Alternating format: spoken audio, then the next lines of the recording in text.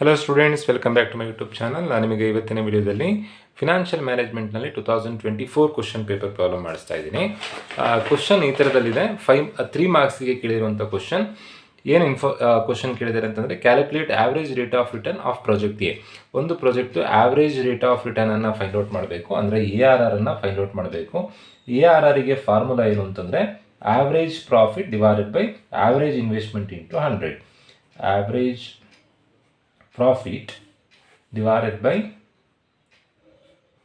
average investment into 100.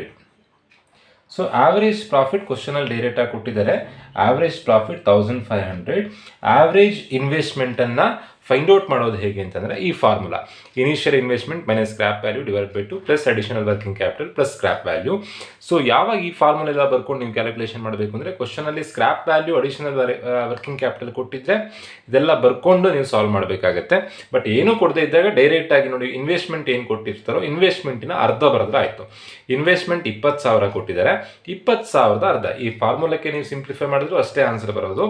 But scrap value ಮತ್ತು additional working capital ಕೊಡದೇ ಇದ್ದಾಗ ಡೈರೆಕ್ಟಾಗಿ ನೀವು ಇದನ್ನೇ ಹಾಫ್ ಮಾಡಿದ್ರೆ ಆಯಿತು. 20,000 ಹಾಫ್ ಅಂತಂದರೆ 10,000 ಆಗುತ್ತೆ. So 1500 divided by 10,000 into 100.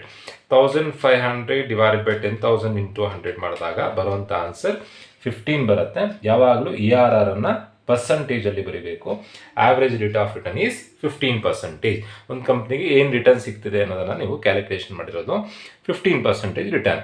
Investment ಮಾಡಿರೋದು 10,000, 1500 ಪ್ರಾಫಿಟ್ ಬರ್ತಾ ಇದೆ. ಅಂದರೆ ಎಷ್ಟು ಪರ್ಸೆಂಟೇಜ್ ಪ್ರಾಫಿಟ್ ರಿಟರ್ನ್ ಸಿಗ್ತಾ ಇದೆ? 15% ರಿಟರ್ನ್ ಸಿಗ್ತಾ ಇದೆ. ಸೊ ಈ ಥರದಲ್ಲಿ ನೀವು ಪ್ರಾಬ್ಲಮ್ ಮಾಡಬೇಕು. ಹೋಪ್ ಎಲ್ರಿಗೂ ವಿಡಿಯೋ ಅರ್ಥ ಆಗಿದೆ ಅಂತ ಅಂದ್ಕೊಳ್ತಾ ವಿಡಿಯೋ ಮುಗಿಸ್ತಾ ಇದ್ದೀನಿ. Thank you.